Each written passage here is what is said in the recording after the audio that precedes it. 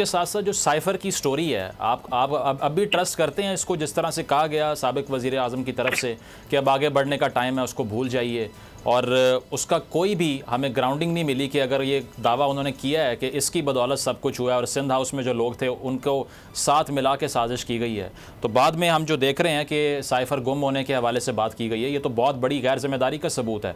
Official secret act की violation नहीं है ये क्या? मुज़म्मिल साहब, मैं एक चीज़ आपको कहता हूँ, मैं इल्ज़ाम लगाता हूँ आपके ऊपर, कोई भी इल्ज़ाम लगाता हूँ, किसी भी तरह का आपके ऊपर इल्ज़ाम लगाता हूँ, अगर आप उसमें मुलविस नहीं होंगे तो आप मुझे क्या कहेंगे?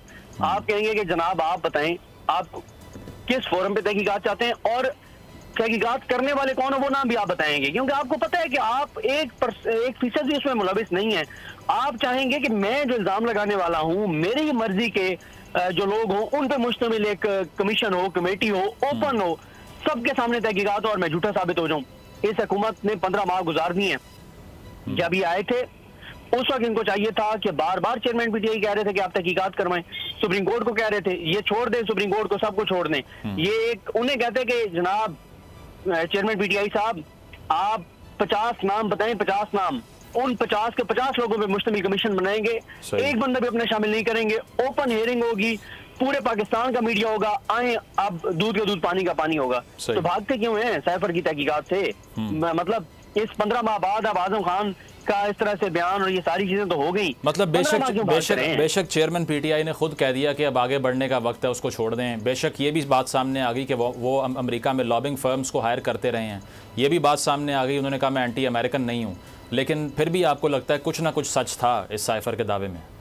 देखिए, मैं तो ये कह रहा हूँ ना कि मैं हुकूमत जो बात कह रही है, ये जो एक बयानिया बनाया जाता है, मैं तो उसको हर्फ बहर्फ मान रहा हूँ, मैं तो तस्लीम कर रहा हूँ कि वो सारी बातें दुरुस्त हैं, लेकिन मैं कह रहा हूँ कि तहकीकात करवा लेते होनी चाहिए। ठीक है, अगर इतना बाशगाफ अल्फाज में झूठ था चेयरमैन पीटीआई का और इतने वो इसमें कमजोर विकेट पे थे, तो सबसे पहले तो इसी की तहकीकात इन्वेस्टिगेशन होनी चाहिए। ठीक है, अगर आपको ये वीडियो पसंद आई तो सब्सक्राइब करें और बेल पर क्लिक करें। मुल्क मुस्तहकम मईशत की तरफ गामजन, स्टॉक एक्सचेंज भी मुस्बत रुख दिखाने लगा। मईशत की सूरत हाल बेहतरी की तरफ जा रही है। हम IMF के कर्जा मिलने के बाद इस सूरत हाल को बेहतर मजीद कैसे कर सकते हैं? कर्ज बहाली के रोशन इम्कान। बोल ने निभाई अपनी सहाफती जिम्मेदारियाँ, महंगाई से परेशान आवाम के लिए उठाई आवाज। रिपोर्टर और इक़्तिसादी माहिरीन के सबसे बड़े पैनल के साथ बोल की मिशन मईशत की सबसे बड़ी ट्रांसमिशन 63% आवाम ने देखी अपनी स्क्रीन पर।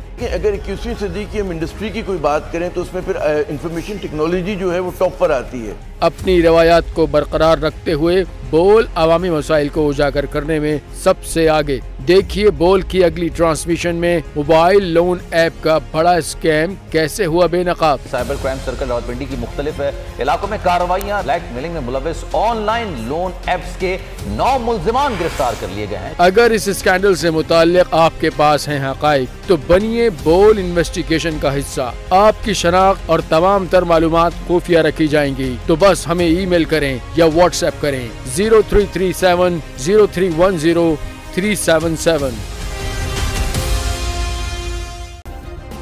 सब्सक्राइब करें और बेल दबाएं ताकि कोई खबर रह न जाए।